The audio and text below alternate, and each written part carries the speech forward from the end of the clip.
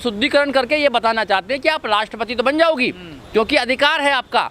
आप कानून में लिखा हुआ है, संविधान में लिखा हुआ है कि आप राष्ट्रपति बन सकती हैं, मगर राष्ट्रपति बनकर भी आप एक ब्राह्मण से ऊंची नहीं हो सकती हैं। आपका शुद्धिकरण एक ब्राह्मण ही करेगा।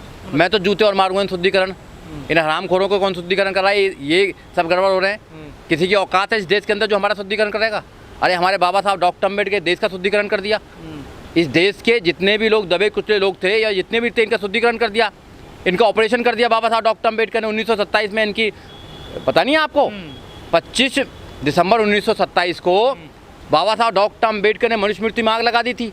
और ये ज़्यादा बकवास करते, सारे ग्रंथों में आग लगा देते। हम लोग तो उनके वंशज हैं। तुम्हारे शुद्धिकरण की आवश्यकता हमको नहीं है भाई। तुम अपने अंदर शुद्ध हो जाओ तुम, क्योंकि जितने भी ज़्यादा कांड हैं जो बाबा बनते सब जेलों में पड़े हुए हैं। सारे रेपिस्ट बाबा सब जेलों में हैं, तो उनका तो शुद्धिकरण हुआ नहीं। उनको भी कानून ने अंदर डाला ना। तो इस देश में सुप्रीम क्या है? इस देश में सुप्रीम बाबा साहब डॉक्टर अम्बेडकर का संविधान है, उससे ऊपर कुछ नहीं है। हम इस थ्योरी को नकारते हैं, हम इस थ्योरी को नहीं मानते हैं। हम इस थ्योरी को नहीं मानते। क्यों नहीं मानते? क्योंकि जो इंसान योग्य है वो कहीं भी हो सकता है, किसी भी प्रदेश में हो सकता है, किसी भी जाति किसी धर्म में भी हो सकता है। देश को सही बनाने में, भाईचारा पैदा करने में कर रहे हैं, उनको तो जेल पहुंचाया जा रहा है। और जो कावड़ लेके आ रहे हैं, जिनके पास केस लग रहे हैं, जिनके ऊपर केस लग रहे हैं, वो पुलिस वाले उनको फूल बरसाने का काम कर रहे हैं। पुलिस का काम ये है क्या? पुलिस का स्टेट का काम ये है क्या कि कावड़ लेके आ रहा है उसका आप उस पर फूल बरसाओगे? अरे लेके आ रहा, लेने आने दो, तुम्हारे क्या लेने दिया? आप सिर्फ उनका सेफ्टी की बात कर रहे हैं बस। आप फूल बरसा रहे हैं, आप हेलीकॉप्टर से फूल बरसा रहे हैं, क्या मैसेज देना चाहते हैं? गाय से कितने एक्सीडेंट हो रहे हैं? आप रोड पर जाइए, गाय से हज़ारों एक्सीडेंट हो रहे हैं। गाय एक जानवर है ना, गाय एक जानवर है, जैसे और अन्य जानवर है, जैसे गधा है, घोड़ा है, कुत्ता है, बिल्ली है, ये है और है, सब ऐसे जानवर है।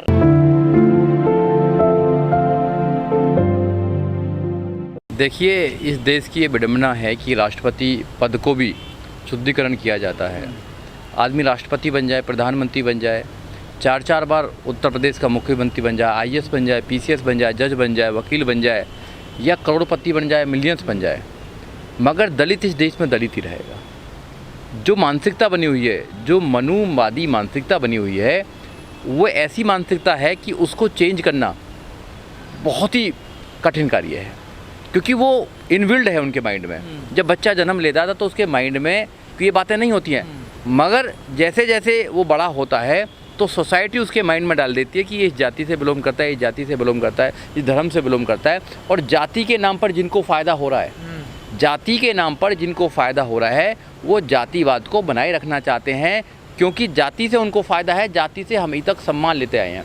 और जिनको जाति से फ़ायदा नहीं है, जो हज़ारों सालों से जाति के नाम पर शोषण किया जा रहा है, जिन लोगों का जाति के नाम पर अंगूठा काटा जा रहा है और आज जाति के नाम पर नंबर काटे जा रहे हैं, उनको जाति को ख़त्म करने पर बाबा साहब डॉक्टर अम्बेडकर ने भी पूरा संघर्ष किया। हम लोग भी संघर्ष कर रहे हैं, सारे लोग संघर्ष कर रहे हैं। सब लोग कहते होते हैं जाति को ख़त्म कर दो। देखिए, वो मैसेज देना चाहते हैं, they want to give the message to the society कि आप कुछ भी बन जाएं, आप राष्ट्रपति बन जाएं। बाबा साहब डॉक्टर अम्बेडकर के संविधान ने रास्ता दे दिया आपको राष्ट्रपति बनने का, मगर आप कभी भी जो हायरार्की में सबसे ऊपर है ब्राह्मण, उसके बराबर नहीं हो सकते।